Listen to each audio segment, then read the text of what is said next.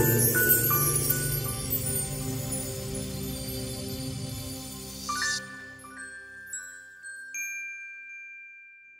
everyone, this is Lomi, and this week I'm sharing a quick peek at one method I use for altering patterns. I'm starting with this artwork because it's what I want to make, the shirt I designed for Rune's character sheet. But since he's wearing layers, I need to work out a few things, including some small changes. First off, I decide that to fit under his armor, his sleeves will need to be gathered into a fitted cuff.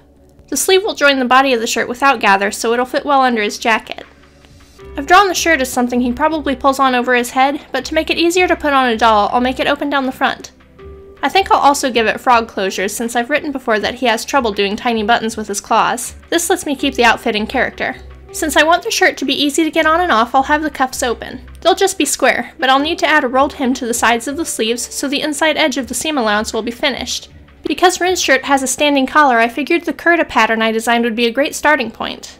But since it's made for SID sized dolls and Rune's an EID, I'll need to print a copy of the pattern scaled up to fit.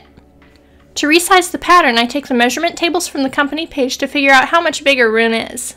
I know there are similar body types, and I'll be adding a cuff to the sleeves, so I just use a measurement to compare the width. Normally, you'd want to compare both the height and the width, and adjust each individually.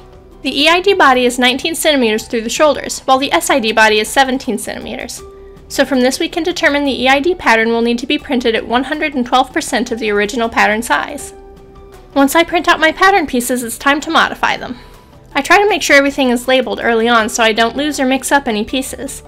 Then I use my existing EID dress shirt pattern to figure out how long the front and back pieces will need to be. After penciling in changes, I go over them with a green marker to be sure I cut the correct line.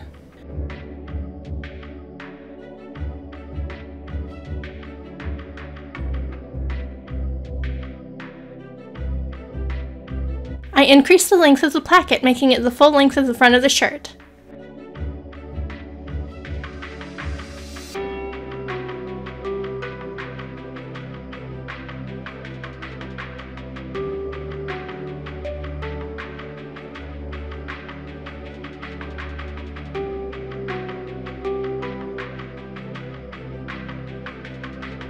Since I want it to be gathered into the cuff, I make the sleeve square.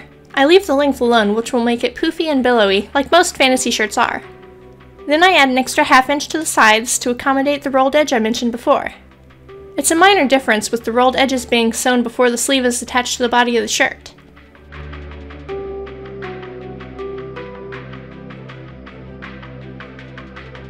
Since I ended up expanding the sleeve over the collar piece, I traced the collar onto a new piece of paper.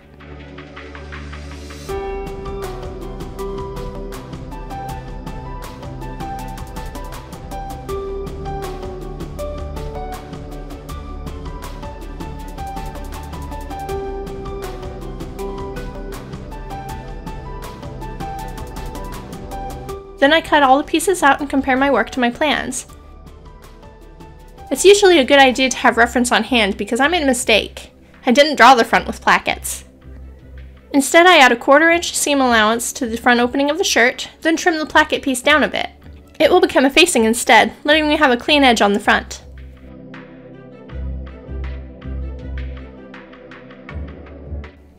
Once I make that correction, I trace the seam allowance onto the neckline and measure it to be sure the collar is still the right size. I wasn't thinking clearly when I did this step though. When I cut some scrap fabric to test the new pattern, I realized I'd forgotten the plackets would have had the front sides of the shirt overlapping, so the collar ended up about 1 inch too long. This is why testing a pattern with scraps is always a good idea. Don't jump right in with your good fabric because you might encounter a problem you won't be able to fix. I'm not going to sew my test piece completely since I only need half sewn and the other half pinned to be sure it'll fit. That saves me some time. If there were any pieces that needed to be taken in or made a little bigger, I'd use this opportunity to fix the pattern pieces before moving on to the final garment, but this looks pretty good. Once I've made all the adjustments I need, like making the sleeves cuff a bit wider and the collar the right length, I can move on to the finished piece. Aside from the changes to the sleeves, the construction really isn't much different than the tutorial I shared for the curta pattern this is based on. That's why basic patterns are important to have. They provide building blocks from which we can create our own designs. Combining pieces from different patterns to get results is possible too. If you've never tried altering patterns, I encourage you to give it a try and share your results. It might seem tough at first, but it'll only get easier. With just a few changes, we've gone from our curta pattern to a great standard fantasy-styled shirt. If you're interested in having me share more of these types of patterns, please let me know. I'm kind of in love with the way the sleeves drape. So now for his project, we can mark off the shirt. It's been rainy here, but if we get a few clear days, I'll be painting his arms and legs next. And if you missed it, I recently shared a video showing how I trimmed the alpaca wig to make it look better. That's all for today though. Thanks for watching. Bye.